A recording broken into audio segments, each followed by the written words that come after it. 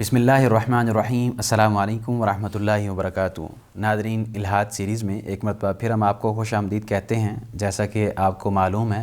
ہم نے اس سیریز کے اندر مختلف جو ملحدین کے اعتراضات تھے، مختلف پہلوؤں کے اوپر ان کے جوابات دیے ہیں، اور ہم حسب روایت آج بھی شیخ فواد بھٹوی حافظہ اللہ تعالیٰ کے بہت مشکور و ممنون ہیں کہ انہوں نے وقت نکالا۔ شیخ، کیسے مزاج ہیں آپ کے؟ الحمدللہ، اللہ کا شکر ہے۔ آپ کیسے ہیں؟ الحمدللہ،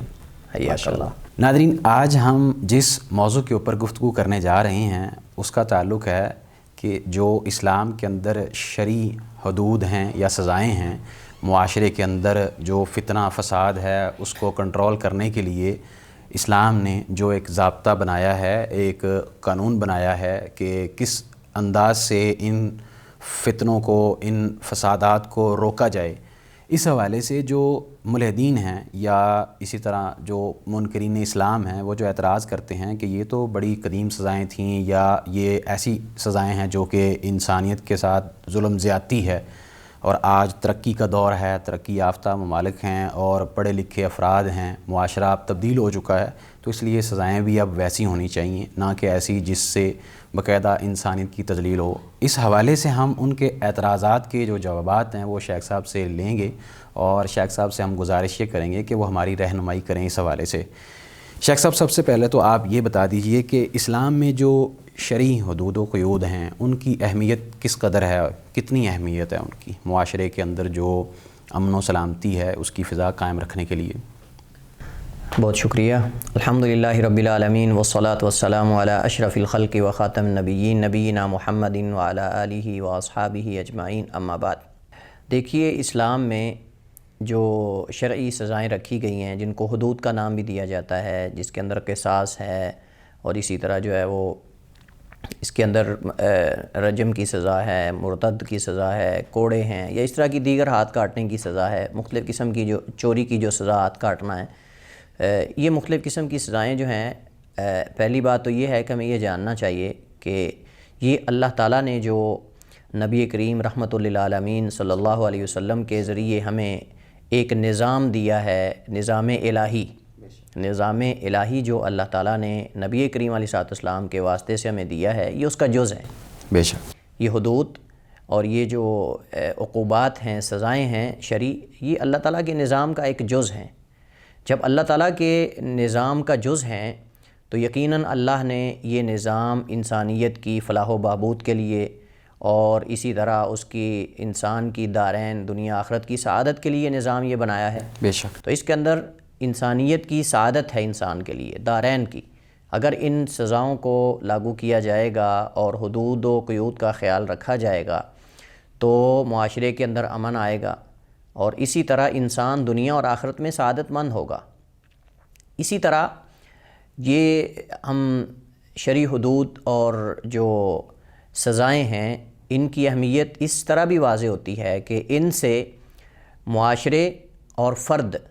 سے متعلقہ جو حقوق ہیں ان کا توازن برقرار رہتا ہے۔ یعنی اگر یہ حدود نہ ہوں، اگر یہ عقوبات اور سزائیں نہ ہوں، تو اس سے فرد اور معاشرے سے متعلقہ جو حقوق ہیں ان کا توازن برقرار نہیں رہ سکتا۔ یعنی کہ ہم یہ کہہ سکتے ہیں کہ یہ معیار ہے، کیونکہ اگر کوئی انسان سزا منتخب کرتا ہے یا طے کرتا ہے تو انسان کا علم ناقص ہے۔ وہ ہو سکتا ہے کسی رشتہ دار، کسی عزیز و اقارب یا کسی اور چیز کو دیکھ کر سزا جس کا انسان اہل نہیں وہ منتخب کر دے، لیکن یہ سزا رب العالمین نے سزائیں مقرر کی ہیں، اور وہ اپنے بندوں کو زیادہ بہتر جانتا ہے۔ تو اس وجہ سے یہ شرعی حدود جو ہیں، یہ شرعی سزائیں جو ہیں، اس سے فرد اور معاشرے کے جو حقوق ہیں ان کا توازن برقرار رہتا ہے۔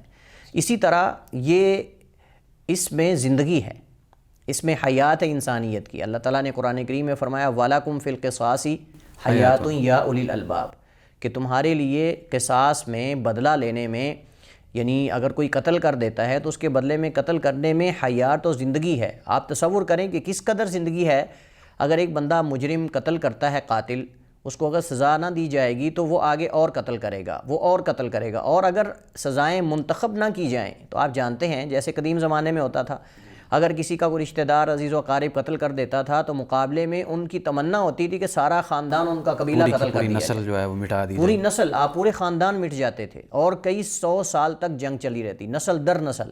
مجھے بتائیں کہ اگر ایک معیار مقرر نہ کیا جائے اور ایک حد بندی نہ کی جائے سزا کی، تو پھر قدیم زمانے کی طرح اگر وہ اپنے مقتول کے بدلے میں سارے خاندان کو ہی اگر قتل کر دیں، کوئی حد تو ہونی چاہیے نا، کوئی مقدار اور کوئی معیار تو ہونا چاہیے۔ تو اللہ تعالیٰ نے اس وجہ سے حدود کو، خصوصاً قصاص کو حیات کہا ہے کہ تمہارے لیے اس کے اندر زندگی ہے، لیکن یہ وہ سمجھ سکتا ہے جو صاحب عقل ہے۔ اگر قصاص نہ ہو تو انسانیت کا قتل عام ہو جائے گا۔ جیسے کہ آپ دیکھیں جن علاقوں کے اندر یا جن ممالک کے اندر یہ سزائیں نہیں ہیں، وہاں امیر آدمی اگر وہ پیسے دے کر جان بچا لیتا ہے۔ ابھی بھی بلکہ ایسے بہت سے ہے، علاقے ابھی کی ہیں بات کر رہا ہوں، بہت ممالک ایسے ہیں جہاں یورپ کنٹریز آپ دیکھ لیں جو یہ دعوے کرتے ہیں، اسلامی سزاؤں پہ جو اعتراضات کرتے ہیں دیرینہ دشمنی، اور کہتے ہیں کہ یہ اسلامی سزائیں جو ہے وہ سخت ہیں اور ان کو چینج ہونا چاہیے، تبدیلی ہونی چاہیے ان کے اندر، تو ہم کہتے ہیں کہ ان کے معاشرے کے اندر جب قتل کی سزا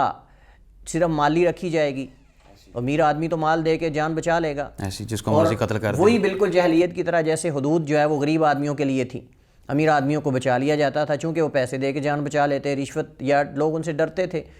تو ان کے اندر حیات ہے، زندگی ہے۔ جیسے کہ اس آیت کی تصدیق نبی کریم علیہ الصلوۃ والسلام کی ایک حدیث بھی کرتی ہے جو کہ سنن نسائی میں ہے اور حسن درجے کی روایت ہے، بعض علماء نے اسے حسن کہا ہے۔ حضرت ابو ہریرہ روایت کرتے ہیں رضی اللہ تعالیٰ عنہ، فرماتے ہیں کہ نبی کریم علیہ الصلوۃ والسلام نے فرمایا حد یعمل فی الارض، حد یعمل فی الارض خیر لأہل الارض من ان یمطروا 30 صباحا، اور ایک روایت میں 40 صباحا، کہ اگر ایک حد کا نفاذ دنیا میں ہو انسانیت کے اندر تو یہ انسانوں کے لیے 40 دن یا 30 دن مسلسل بارش ہونے سے بہتر ہے۔ اللہ اکبر۔ ایک حد کا نفاذ، حد یعمل فی الارض خیر لأہل الارض من ان یمطروا 30 صباحا، کہ ایک حد کا نفاذ اہل زمین میں یہ 30 یا 40 دن کی بارش سے بہتر ہے، اس وقت جب قحط سالی پڑی ہو۔ آپ تصور کریں لوگ ایک دن کی بارش سے ترستے ہیں، ان علاقوں میں آپ دیکھیں جہاں بارشیں کم ہوتی ہیں ایسی، اور وہ ایک دن کی بارش، اگر ایک دن بارش آتی ہے نا تو ان کی خوشی کی انتہا آپ مطلب کہ نہیں اس کا تصور نہیں کر سکتے۔ تو اس اعتبار سے یہ حدیث اس آیت کی جو ہے وہ تائید کر رہی ہے کہ وَلَكُمْ فِي الْقِصَاصِ حَيَاتٌ يَا أُولِي الْأَلْبَابِ، تو ایک حد کا اگر نفاذ ہوتا ہے تو پوری انسانیت کی اس کا زندگی اور حیات ہے۔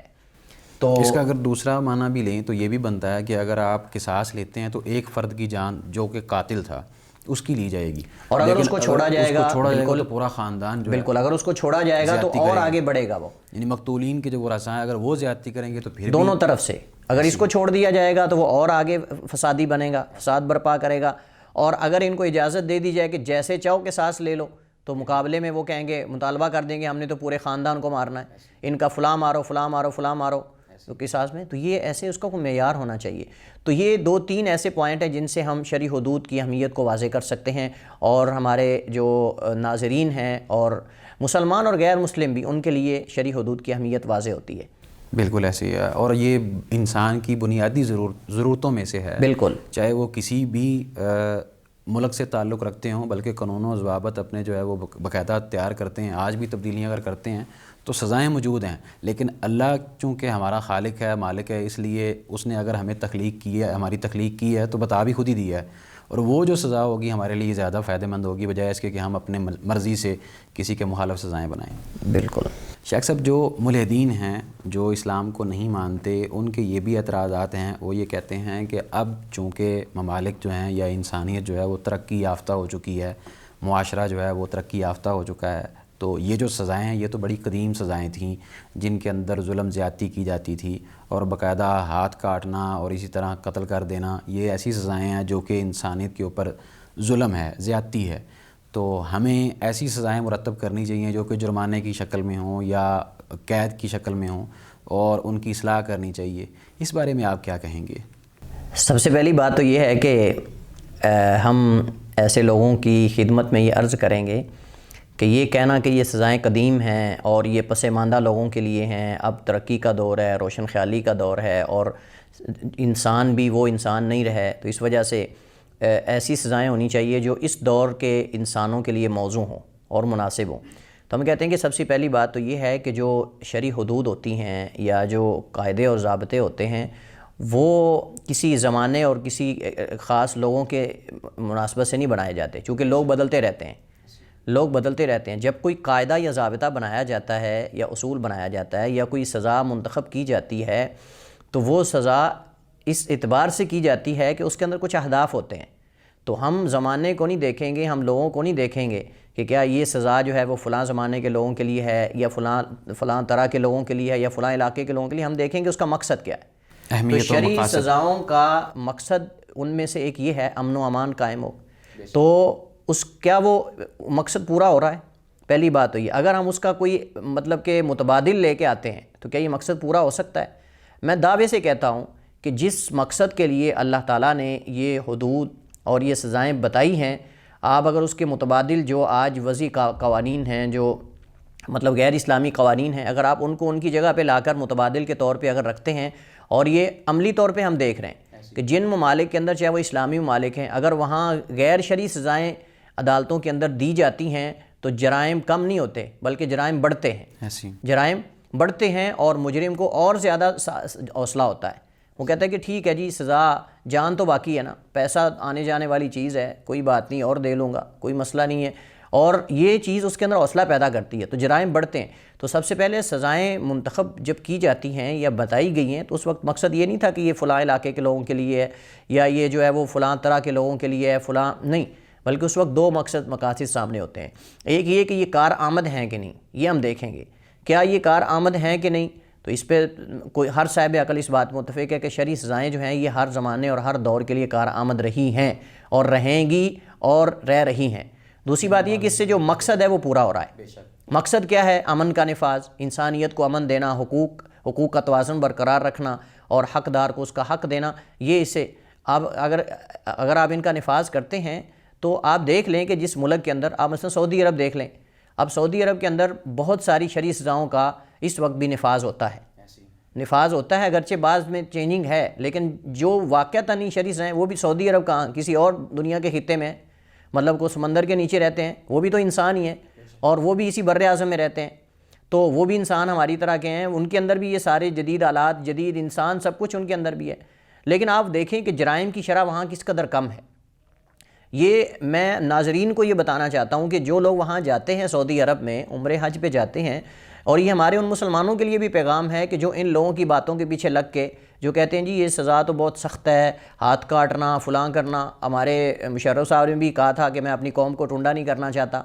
یعنی ہاتھ کاٹ کے چوری کی سزائیں دے کے، اس طرح کے استہزاء اس نے بھی کیے اللہ تعالیٰ کی حدود کے ساتھ، اور بھی کئی لوگوں نے کیے۔ تو ہم کہتے ہیں کہ سعودی عرب میں ذرا جا کے چکر لگا کے دیکھو، ہم نے وہاں دیکھا ہے کہ وہاں ریڑھی والا اگر سامان رکھ کے بیٹھا ہوا ہے نا، نماز پڑھنے جا رہا ہے، اس کی ریڑھی اسی طرح ہے۔ دکان وہاں، ہمارے ہاں تو آرٹیفیشل مطلب مصنوعی جو ہے وہ زیورات ہوتے ہیں، اور وہاں باہر جو ہے وہ 4-5 جو ہے وہ گن لے کر بیٹھے ہوتے ہیں ایک مصنوعی جیولری کی حفاظت کے لیے۔ لیکن وہاں سعودی عرب کے اندر آپ دیکھیں، حرمین کے اندر آپ دیکھ لیں، وہاں منوں کے حساب سے سونا پڑا ہوا ہے، کلو کے حساب سے نہیں، منوں کے حساب سے جیولری وہاں باقاعدہ بکتی ہے، فروخت ہوتی ہے، اور کروڑوں کا کاروبار نقدی میں ہوتا ہے، لوگ لے کے آتے ہیں، لے کے جاتے ہیں، امن طریقے سے ہو رہا ہے۔ کوئی باہر، اللہ جانتا ہے، آپ جا کے دیکھیں، ایک شاپ ہے نا، اگر جیولری کی دکان ہے تو اس کے 2 دروازے ہیں، ایک اس طرف سے انٹر ہونے کا، دوسری طرف سے ایگزٹ کا دروازہ نکلنے کا ہے، کوئی باہر آپ کو سیکورٹی گارڈ کوئی نظر نہیں آئے گا۔ یہ حدود کی برکت ہے، یہ حدود کی وجہ سے، اور جن ممالک کے اندر بھی کچھ نہ کچھ حدود ہیں، آپ دیکھیں وہاں امن موجود ہے۔ تو کیا یہ لوگ کہیں اور رہتے ہیں؟ یہ بھی تو اسی زمین پہ رہتے ہیں نا لوگ، تو ان کے لیے جب کار آمد ہیں اور جرائم کا جس وجہ سے یہ حدود رکھی گئی ہیں وہ مقصد پورا ہو رہا ہے، جرائم کم ہو رہے ہیں، تو پھر اگر ہم لاگو کریں گے تو کیا اس سے جرائم کم نہیں ہوں گے؟ تو یہ گویا کہ عملی طور پہ ان لوگوں کے منہ پہ تمانچہ ہے جو یہ کہتے ہیں کہ جی یہ شرعی حدود جو ہے یہ اس دور کے اندر لیے کار آمد نہیں۔ ہم کہتے ہیں کار آمد بھی ہیں، آپ کے سامنے پریکٹیکلی مثال سعودی عرب موجود ہے اور کئی ممالک جہاں یہ لاگو ہوتی ہے۔ ابھی پڑوس ممالک کے اندر بھی عمل درآمد انہوں نے شروع کیا ہے، اگرچہ جس انداز سے بھی کیا ہے، لیکن جرائم کی جو شرح ہے وہ کس طرح نیچے آ رہی ہے، وہ باقاعدہ خود اعتراف کر رہے ہیں مغربی ممالک۔ جی، تو دوسری یہ ہے کہ اس سے جو مسلط ہے، اس کا مقصد ہے ان کا، وہ بھی پورا ہو رہا ہے۔ تو اس اعتبار سے یہ کہنا کہ یہ قدیم ہے، یہ قدیم نہیں ہے، چونکہ سزائیں جب منتخب کی گئی ہیں، شرعی سزائیں اور حدود جو ہیں، اللہ تعالیٰ نے وہ اپنے جو ہے وہ بندوں کو زیادہ بہتر جانتا ہے، اور یہ شریعت جو ہے یہ ایک ضابطہ حیات ہے، اور قیامت تک یہ شریعت اسلامیہ جو ہے یہ اس کے اندر صلاحیت ہے کہ لوگوں کے پیش آنے والے مسائل جو ہیں وہ حل کر سکے، اور ان کا حل جو ہے وہ لوگوں کو بتایا جا سکے۔ اسی طرح اگر ہم یہ قدیم اور جدید کی بات کریں تو اس کا مطلب یہ ہے کہ ہر پرانی چیز وہ کارآمد نہیں، مطلب چھوڑ دیں، اب یہ بھی تو ارسطو فرستو اور افلاطون اور یہ فلاں فلاں کے اقوال پہ عمل کرتے ہیں، اور یہ بھی تو ڈارون کا نظریہ اب چھوڑ دینا چاہیے نا ان لوگوں کو۔ اور نظریہ ڈارون جو ہے، نظریہ ارتقاء، اب اس کے پیچھے ابھی بھی یہ اس کی جان چھوڑنے کے لیے تیار نہیں، اب تو ڈی این اے آ چکا ہے، اب ڈی این اے آ چکا ہے، اب چھوڑ دو ڈارون کے نظریے کو۔ اگر تم یہ نئے پرانے کی بات کرتے ہو تو ہر پرانا چھوڑا نہیں جاتا اور ہر نیا کارآمد بھی نہیں ہوتا، اسی طرح ہر دیہات میں پرورش پانے والا فاسد بھی نہیں ہوتا، اور ہر شہر میں تربیت پانے والا کبھی خیر اس کے اندر نہیں ہوتی۔ یہ قاعدہ اور اصول اگر بنا لینا کہ ہر شہری بہتر ہوتا ہے اور ہر پینڈو خراب ہوتا ہے، اسی طرح جو ہے وہ ہر قدیم برا ہوتا ہے اور ہر جدید نیا ہوتا ہے، یہ قاعدہ اصول کس نے بنایا ہے؟ مطلب کہ یہ کون سا تمہارے ہاں ایک ترازو اور میزان ہے اور یہ ایک پیمانہ ہے جس پہ آپ پرکھ رہے ہو کہ یہ کارآمد اور یہ کارآمد نہیں ہے؟ اس کا مطلب یہ ہے کہ آپ پھر جو ہے وہ پرانی چیزیں جو آپ لے کے آ رہے ہو، جیسے ڈارون کا نظریہ ارتقاء ہے، ارسطو افلاطون کے اقوال ہیں، اور یہ طب ہے، اور یہ ساری چیزیں، بہت سے ایسے ایکسپیریمنٹ وغیرہ جو پہلے ہوئے ان پہ عمل کر رہے ہیں اور ان کے مطابق ادویات بنا رہے ہیں، تو ان کو بھی چھوڑ دو تم، کیوں ان کے پیچھے تم نے کرنا ہے؟ اگر یہی ہے کہ یہ پرانی ہے اور یہ نئی ہے، نئی پرانی کی بات کریں گے اور پینڈو شہری کی بات کریں گے تو ہم یہ کہتے ہیں کہ ہر پرانی چیز چھوڑی نہیں جاتی اور ہر نئی چیز کارآمد بھی نہیں ہوتی، اسی طرح ہر دیہاتی فاسد نہیں ہوتا، خراب نہیں ہوتا، اور ہر شہری صحیح بھی نہیں ہوتا۔ یہ قاعدہ اور اصول تمہارا بالکل غلط ہے۔ اصل میں بنیادی چیز تو مقاصد کے اوپر ہم ڈیبیٹ کریں گے نا اس حوالے سے کہ مقاصد حاصل ہو رہے ہیں یا نہیں ہو رہے، تو ان سزاؤں کے ذریعے سے مقاصد تو حاصل ہو رہے ہیں ہمیں، اور جو آپ تیار کر رہے ہیں نہیں، ان سے مقاصد آپ کو نہیں مل رہے۔ جی، اسی طرح اس کے اندر یہ بھی میں عرض کروں گا کہ یہ جو شرعی سزائیں ہیں، کئی صدیوں سے جن ممالک میں، جن علاقوں میں، اور مختلف علاقوں میں، ایک علاقے میں نہیں، مختلف لوگوں پہ، مختلف علاقوں پہ ان کو اپلائی کیا گیا، ان کا نفاذ ہوا، اور اب تاریخ پڑھ کے دیکھ لیں ان علاقوں میں، ان لوگوں میں امن تھا، امن قائم ہوا ہے، اور عملی طور پہ بھی۔ پھر آپ کیوں کہہ رہے ہیں کہ یہ خاص علاقے کے لیے، خاص لوگوں کے لیے؟ اتنی صدیاں گزر چکی ہیں اور کبھی آپ یہ ثابت نہیں کر سکتے کہ حدود کے نفاذ کی وجہ سے امن خراب ہوا ہو، بلکہ امن کے اندر بہتری آتی ہے، لوگوں کی جو حقوق جو ہیں ان کو حقوق ملتے ہیں، اور یہی اصل ہے، لوگوں کے جو مسالے ہیں، ان کی جو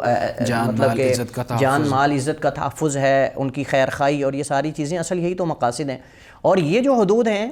یہ بنانے والا اللہ تعالیٰ کی ذات ہے، اس کو بنانے والی اللہ تعالیٰ کی ذات ہے، اور اپنے بندوں کے جو فائدے ہیں وہ اس کو زیادہ بہتر جانتا ہے، اور وہ رب العالمین جو ہے اس کو پتہ ہے کہ امن کیسے قائم کرنا ہے۔ یہ پوری دنیا نظام اللہ کا ہے، اس نظام کو کیسے چلانا ہے وہ زیادہ بہتر جانتا ہے۔ آپ انسان جتنے بھی کمال کو پہنچ جائے اس کے اندر نقص ہے، لیکن اللہ تعالیٰ کی ذات جو ہے وہ اس کے اندر کمال ہے۔ اللہ تعالیٰ کا ہر کام اور اللہ تعالیٰ کی ہر صفت وہ حکمت سے بھرپور ہے۔ بے شک۔ شیخ صاحب اس بارے میں بھی واضح کر دیجئے کہ جو ملحدین ہیں یا مستشرقین ہیں وہ یہ کہتے ہیں کہ یہ جو شرعی سزائیں ہیں، حدود ہیں، ان کے اندر سختی ہے، شدت ہے، وحشیانہ ہیں، انسانی روح بدن کے لیے یہ نامناسب ہیں، اس بارے میں آپ ان کو کیا جواب دیں گے؟ دیکھیے، سب سے پہلی بات تو یہ ہے کہ سزا کسے کہتے ہیں؟ سزا کسے کہتے ہیں؟ پہلے تو ہم ان سے یہ پوچھیں گے کہ یا تو اس کو سزا نہ کہو، پھر اس کو جزا کہو نا، مطلب اس کو سزا نہ کہو، آپ اس کو جزا کہو، اور جزا یہ ہے کہ آپ کسی کو کوئی ٹاپ کر گیا امتحان میں، کسی نے بہت بڑا مارکا مار لیا ہے، سر کر لیا ہے، تو آپ اس کو انعام دے رہے ہیں۔ صحیح۔ مطلب ایک بندہ کسی کے گھر میں گن لے کر گھستا ہے اور رات کی تاریکی میں، اندھیرے میں کسی کے گھر جاتا ہے، اس کے گھر میں داخل ہوتا ہے، گھر میں داخل ہونے کے بعد گھر والوں کو ڈراتا ہے اور گن پوائنٹ پہ ان کے گھر سے چوری کر کے سامان لے کے نکل جاتا ہے، اور اسی طرح بچوں کو ڈراتا ہے، اور اس کے بعد عزت لوٹتا ہے۔ دوسری طرف ایک عام شہری جو پرامن طریقے سے بیچارہ، جس کی کوئی غلطی بھی نہیں، قصور بھی نہیں، اس کو جاتے جاتے فائر مار دیتا ہے، قتل کر دیتا ہے، اسی طرح راستے لوٹ رہا ہے، امن محفوظ نہیں، عزتیں محفوظ نہیں۔ مجھے بتائیں کہ آپ اس کو کیا نوبل پرائز دیں گے؟ یعنی جزا کہیں گے، سزا کہیں گے، مطلب تکریم کریں گے اس کی؟ بالکل نہیں۔ تو سزا کسے کہتے ہیں؟ سزا اصل مقصد اس کے اندر جب سزائیں منتخب کی جاتی ہیں نا شرعی سزائیں، اس کے اندر ایک فرد کی مصلحت کو نہیں دیکھا گیا، اس کے اندر معاشرے کی مصلحت کو دیکھا گیا ہے۔ ہم یہ پوچھتے ہیں کہ کیا آپ معاشرے کے اندر امن نہیں چاہتے؟ کیا آپ معاشرے کے اندر لوگوں کے حقوق جو ہے وہ اس کی عدم پامالی نہیں چاہتے کہ ان کے حقوق کا خیال کیا جائے؟ اور کوئی بھی انسان صاحب عقل صاحب شعور یہ نہیں چاہتا کہ معاشرے کے اندر جو ایک توازن ہے وہ اس کے اندر خلل واقع ہو، اور کسی کے حدود کو پامال کیا، کسی کے حقوق کو کھایا جائے، غصب کیا جائے، یا دوسرے لفظوں میں یہ کسی کی عزت کو لوٹا جائے۔ آپ سب امن کی بات کرتے ہیں، انسانیت کی بات کرتے ہیں، اور کوئی اگر داڑھی والا کہیں کسی جگہ پہ داڑھی رکھ کے اگر کسی جگہ جا کے اٹیک کر دیتا ہے تو آپ دین کو بدنام کرنے لگ جاتے ہو، سب کچھ کرتے ہو، ارہابی کا لقب دیتے ہو، دہشت گرد کا لقب دیتے ہو۔ تو مجھے بتائیں کہ اس دہشت گرد کو پھر تو مطالبہ کر کے اس کے سر کی قیمت بھی رکھ کے، جو تمہارے نزدیک دہشت گرد ہے اس کے سر کی قیمت رکھ کے کہتے ہو ہمیں دو، اور پھر آپ اس کو جو ہے وہ جیلوں میں رکھ کے کڑی سے کڑی سزا دیتے ہو۔ یہ کیوں کرتے ہو؟ یعنی کیا تمہارے نظام کے اندر یہ چیزیں شامل ہیں کہ نہیں؟ بے شک۔ تو ہم کہتے ہیں کہ یہ سزا آپ اس کو خود کہہ رہے ہیں، شرعی سزائیں سخت ہیں، پھر وہ سزا ہی کیا ہے کہ جس کے اندر دوسرے عبرت نہ پکڑیں، جس کے اندر جو ہے وہ معاشرے کی خیر کو نہ دیکھا گیا ہو، معاشرے اور جو مطلب وہاں کے تمام لوگ ہیں ان کی مصلحت کو نہ دیکھا گیا ہو۔ اچھا، دوسری بات یہ ہے کہ ہم آپ کو کہتے ہیں کہ محترم آپ ہمیشہ فرد کی بات کرتے ہو، معاشرے کی بات کرو، اور آپ افراد کی بات کرو، اور اس مجرم کی سزا کی بات کرتے ہو، مجرم کے جرم کی بات نہیں کرتے ہو کہ مجرم نے جرم جو کیا ہے اس کی نوعیت کیا ہے۔ یعنی اگر اسلام نے اگر کسی جو ڈکیتی کرنے والا، راستے لوٹنے والا ہے، اس کی اگر سزا قتل رکھی ہے تو آپ اس کی سزا کو، اس کے جرم کو دیکھو کہ اس نے کیا کیا کیا ہے۔ اگر انسان صاحب عقل صاحب شعور اگر دیکھتا ہے ایک چور رات کے اندھیرے میں تاریکی میں گھر میں گھستا ہے اور جو سارا یہ پروسیجر چوری کا وہ کرتا ہے، مجھے بتائیں کہ یہ جرم اس کو ایک طرف رکھ دو، اور اس کے اندر وہ ایک نہیں کئی جرائم کرتا ہے۔ مطلب جب وہ چوری کرنے جاتا ہے تو رات کی تاریکی میں جاتا ہے، راستے میں کوئی اس کو دیکھ لیتا ہے، اس کو مار دیتا ہے، گھر میں جا کے گھر والوں میں آگے جو بولنے کی کوشش کرتا ہے اس کو مار دیتا ہے، اور عورتوں کے ساتھ زیادتی کرتا ہے، بچوں کو ڈراتا ہے۔ کیا یہ دہشت گردی نہیں؟ کتنے لوگوں کے حقوق پامال کرتا ہے۔ کیا یہ دہشت گردی نہیں؟ کسی کی ماں بہن کو جو ہے وہ اس کو پکڑ کے اس کے ساتھ زیادتی کر دیتا ہے۔ کیا یہ تمہارے نزدیک جو ہے وہ؟ تو جرم کو تم نہیں دیکھتے، مجرم کو دیکھتے ہو، اس کا مطلب تم لوگ انسانیت کے دشمن ہو، یہ تم انسانیت کے خیر خواہ نہیں ہو۔ اگر تم انسانیت کے خیر خواہ ہوتے تو تم مجرم کے جرم کو دیکھتے، مجرم کی سزا کو نہ دیکھتے۔ بے شک۔ تو اسلام نے جتنی سزائیں منتخب کی ہیں، مقرر کی ہیں، آپ ان کو ایک طرف رکھ لیں، دوسری طرف اس جرم کو سامنے رکھ لیں، تو میرے خیال میں آپ کو عدل ہی عدل نظر آئے گا۔ اسلامی سزاؤں میں آپ کو عدل ہی عدل اور انصاف نظر آئے گا۔ لیکن افسوس کی بات تو یہ ہے کہ ہم مجرم کی خیر خواہی سوچتے ہیں، ہم معاشرے کی خیر خواہی نہیں سوچتے، اور اس کے جرم کو نہیں دیکھتے کہ اس کا جرم اس کے مقابلے میں کیا ہے۔ اسی طرح ہم کہتے ہیں کہ ایک مریض ہے، اب اگر ایک مریض کے جسم کا ایک عضو، ہاتھ، ٹانگ، بازو، اگر وہ فاسد ہو گیا ہے، اور ڈاکٹر حضرات یہ کہہ دیتے ہیں کہ اگر اس کو کاٹا نہ گیا تو یہ کینسر آپ کے پورے جسم تک سرایت کر جائے گا اور پھیل جائے گا، مجھے بتائیں کہ کیا وہ مریض یہ کہتا ہے کہ نہ کاٹو؟ ہاں بالکل۔ بھئی کوئی ایسا مریض ہے جس کو یہ بتا دیا جائے کہ اگر تم نے اپنی ٹانگ جس کے اندر یہ بیماری یا انفیکشن ہوا ہے یا کینسر وغیرہ ہے، اگر اس کو نہ کٹواؤ گے تو یہ پورے جسم میں پھیل جائے گا، کوئی ایسا ہے جو کہتا نہیں میں کٹواؤں گا؟ کوئی بھی نہیں ایسا۔ اور اب یہ تکلیف ہے نا، اس میں تکلیف تو ہے نا۔ تو دیکھیے جو معاشرے کے اندر ایسے گندے افراد ہیں جو معاشرے کے امن کو بگاڑنا چاہتے ہیں، جو لوگوں کے مال پہ حملہ کرنا چاہتے ہیں، لوگوں کی عزتوں کو لوٹنا چاہتے ہیں، یہ گندے عضو ہیں۔ جیسے انسان کے جسم کا ایک عضو اور ایک حصہ بگڑ جائے، اس میں کینسر انفیکشن ہو جائے تو اس کو کاٹنا پڑتا ہے، ان کو کاٹنا پڑے گا۔ اگر آپ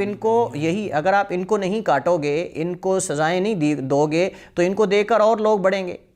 ان کو۔ اور دوسری بات یہ ہے کہ یہ جو آپ کہتے ہو سختی ان کے اندر ہے، شریعت نہیں چاہتی سزا لاگو کی جائے، بلکہ حدیث کے اندر آتا ہے کہ سزاؤں کو شبہات کی بنیاد پہ رد کر دو۔ مطلب کوشش کرو کہ اگر شبہ ہے، واضح کسی کا جرم ثابت نہیں ہوا تو اس پہ سزا نہ لاگو کرو۔ حضرت عمر رضی اللہ تعالیٰ عنہ کا معروف واقعہ آپ سنتے رہتے ہیں کہ جب ان کے دور کے اندر قحط سالی پڑ گئی، قحط سالی کے اندر آپ جانتے ہیں لوگ مجبور ہو جاتے ہیں، تو اس وقت لوگ قحط سالی پڑ گئی تو وہ چور کا ہاتھ کاٹنا انہوں نے چھوڑ دیا تھا کہ اب لوگ مجبور ہیں، قحط سالی ہے۔ امیر لوگ، آپ کو پتہ ہے بعض امیر لوگ جو ہوتے ہیں وہ اپنے مالوں پہ مطلب کہ وہ سانپ بن کے بیٹھ جاتے ہیں، غریبوں کو دینے کے لیے تیار نہیں ہوتے۔ ان کو پتہ ہے کہ جب غربت انتہا کو پہنچ جائے اور اوپر سے قحط سالی ہو، بارشیں نہ ہو رہی ہوں، اور بازاروں کے اندر کھانے پینے کا سامان راشن ختم ہو جائے، تو مجبور ہے آدمی کہ کسی امیر آدمی کے گھر جا کے اپنے بچوں اور اپنی اہل و عیال کا پیٹ بھرنے کے لیے نکلے گا وہ۔ تو عمر فاروق رضی اللہ تعالیٰ عنہ امیر المومنین نے کہا کہ جب تک یہ قحط سالی کے ایام ہیں، حد چور کا ہاتھ نہیں کاٹا جائے گا۔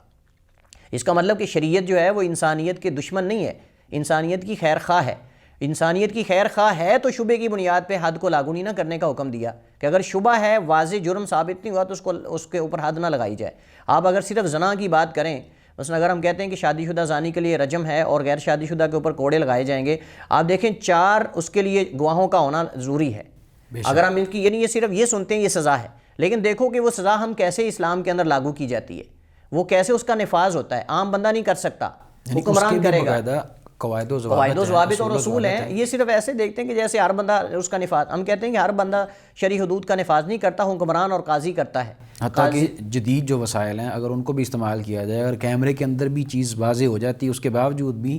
اب جو علماء کہتے ہیں وہ یہی کہتے ہیں کہ یہ چیز بطور گواہی ثابت ہوگی جب تک کہ مجرم خود اقرار نہ کر لے۔ بالکل، تو ہم کہتے ہیں کہ یہ شرعی سزائیں جو ہیں ان کے نفاذ کے بھی آگے کچھ اصول اور قاعدے اور ضابطے ہیں۔ ان کے اندر جیسے میں زنا کی بات کر رہا تھا کہ اس کے لیے زنا کی حد لاگو کرنے کے لیے 4 گواہوں کا ہونا ضروری ہے، اور وہ چاروں گواہ، یہ چاروں بندے اس بات کی گواہی دیں کہ ہم نے ان دونوں یعنی لڑکی اور لڑکے کو جو ہے وہ یہ جرم کرتے ہوئے یا بدکاری کرتے ہوئے دیکھا ہے۔ یہ نہیں کہیں کہ بستر ہل رہا تھا، یہ نہیں کہیں کہ دونوں ایک دوسرے کے ساتھ انہوں نے معانقہ کیا ہوا تھا یا دونوں اکٹھے کمرے میں نکلے ہیں، یہ نہیں، جب تک وہ چاروں اس بات کی گواہی نہ دیں کہ ہم نے بے عینی ہی یہ بدکاری دیکھی ہے۔ بے شک یہ بدکاری جو ہے وہ دیکھی ہے، بلکہ حدیث کے اندر باقاعدہ نبی کریم علیہ السلام نے اس شبے کو ختم کرنے کے لیے کہا کہ حتیٰ کہ اس طرح دیکھ لے جیسے سرمے دانی جو ہوتی ہے اس کے اندر جو سلائی وہ داخل ہوتی ہے۔ باقاعدہ مثال کنایہ اللہ کے نبی نے استعمال کرتے ہوئے بتایا کہ جب تک عینی شاہد چاروں کے چاروں اس بات کی گواہی نہ دیں کہ چاروں نے یہ دیکھا ہے بدکاری کرتے ہوئے، حتیٰ کہ یہاں یہ بھی ہے کہ اگر چاروں میں سے 3 گواہی دے دیتے ہیں اور ایک بندہ کہتا ہے کہ نہیں میں نے واضح نہیں دیکھا، تو چاروں پہ حد قذف لگے گی۔ اللہ اکبر، یعنی ان چاروں کو بھی جھٹلا دیا جائے گا اور چاروں پہ سزا جو ہے وہ حد قذف کی لگائی جائے گی، اور وہ 80 کوڑے کہ تم نے غلط بیانی کی۔ اب مجھے بتائیں کہ کیا اسلام چاہتا ہے کہ اسلام انسانیت کا دشمن ہے؟ اللہ اکبر۔ تو یہاں دیکھیں کہ آپ انسانیت کی خیر خواہی کے لیے ہے، عزت کی حفاظت کے لیے ہے، مال کی حفاظت کے لیے، آبرو کی حفاظت کے لیے ہے۔ اسلام نہیں چاہتا کہ حدوں کو ہر بندے پہ نافذ کیا جائے، اس وجہ سے تو کہا گیا ہے کہ شبے کی بنیاد پہ حد کو پیچھے کر دو، ہٹا دو، حد کو نافذ نہ کرو۔ اور عمر فاروق رضی اللہ تعالیٰ عنہ نے امت کے لیے جو کہ خلفاء میں سے یہ ثابت کیا کہ اگر قحط سالی پڑ جاتی ہے، لوگ مجبور ہو جاتے ہیں، تو اس دور کے اندر اگر کوئی چوری کرتا تو اس پہ حد ایک مختصر وقت کے لیے یعنی عارضی وقت کے لیے اس کو لاگو نہیں کیا جائے گا۔ بے شک، بہت شکریہ شیخ، اللہ تعالیٰ آپ کے علم و عمل میں مزید برکتیں رحمتیں نازل فرمائے، اللہ تعالیٰ آپ کو اسی طرح خوش و خرم رکھے۔ ناظرین، یہ تھا ہمارا آج کا پروگرام جس کے اندر شیخ صاحب نے بڑے عمدہ انداز سے وضاحت کی کہ کس طرح جو ملحدین ہیں وہ اعتراض کرتے ہیں اور ان کے اعتراضات بے بنیاد ہیں۔ انشاءاللہ ہم اپنے دیگر موضوعات کے ساتھ حاضر ہوں گے اور اس چیز کو مزید شیخ صاحب سے اس حوالے سے رہنمائی لیں گے اور کھولیں گے۔ تب تک کے لیے آپ ہمیں دیجیے اجازت، اللہ حافظ۔